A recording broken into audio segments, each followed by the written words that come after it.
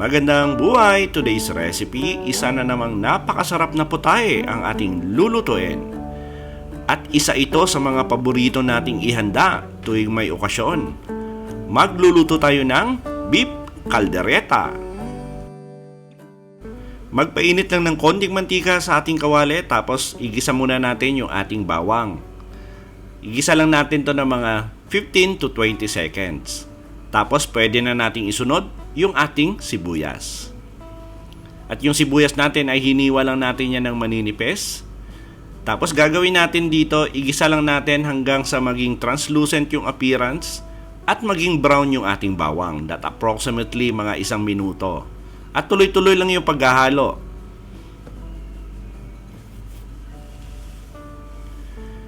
Pag okay na yung ating bawang at saka yung ating sibuyas, pwede na nating ilagay yung ating dahon ng laurel at sangkutsa lang natin ng mga 5 hanggang 10 segundo.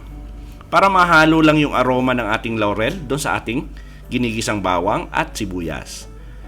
Tapos lagay na natin yung karneng baka natin dito.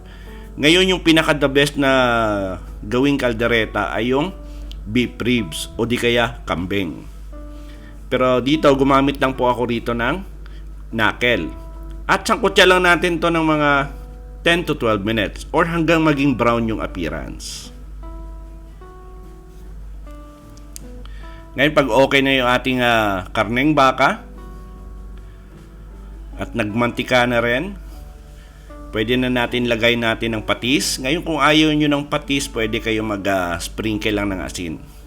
Lagay tayo ng pamintang durog at masarap yan pag medyo marami yung pamintang durog na ilalagay natin. Tapos haluin muna natin saglit.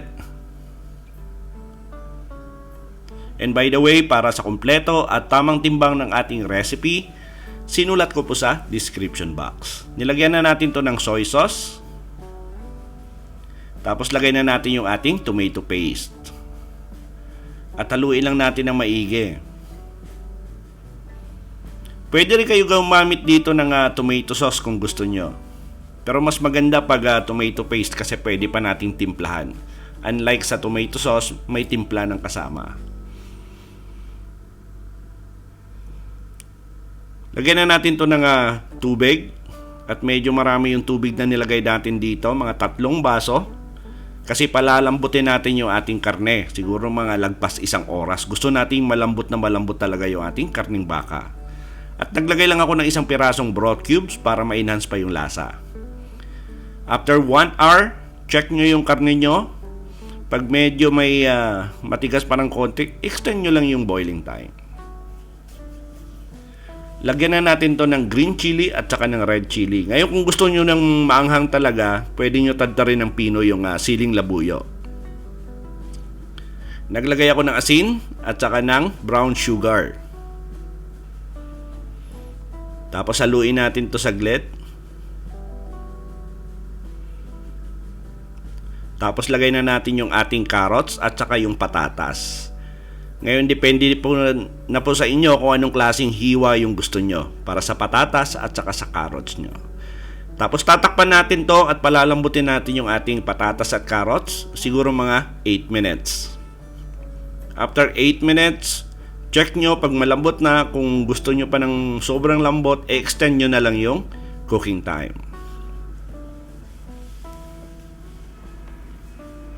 Lagay na natin yung ating liver spread. Yung isang maliit na lata, ilagay natin lahat yon. Ito yung lalong magpapalapot ng ating sarsa at the same time, magdadagdag sarap sa ating kaldereta.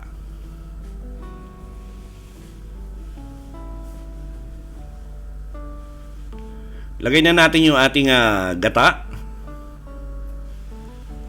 At maganda yan pag fresh yung gata na gagamitin nyo. Talagang parang malinamnam talaga yung ating kaldereta. Tapos haluin natin to ng maigi. Tapos gagawin natin dito ay tatakpan lang natin. At sisimmer natin for another 5 minutes. Then after 5 minutes, ang ganda na ng itsura at texture ng ating sarsa. Nako, sarsa pa lang, ulam na. At pwede na nating ilagay yung ating red at saka yung green bell pepper. Tapos gagawin natin dito, haluin lang natin at saka simmer lang natin for another 1 minute. Ayoko kasi na ino-overcook yung ating bell peppers. Gusto ko may crunch pa pag ninunguya. Pero depende po yan sa gusto nyo.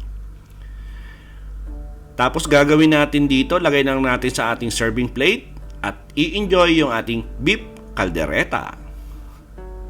Sa lahat po na nagkagusto ng ating recipe for today, please like and share this video. At kung bago kayo sa ating kusina, please don't forget to subscribe at pindutin yung notification bell para updated kayo sa mga susunod pa nating masasarap na recipe. Salamat sa panonood at ito ang kusina ni Dan Levy.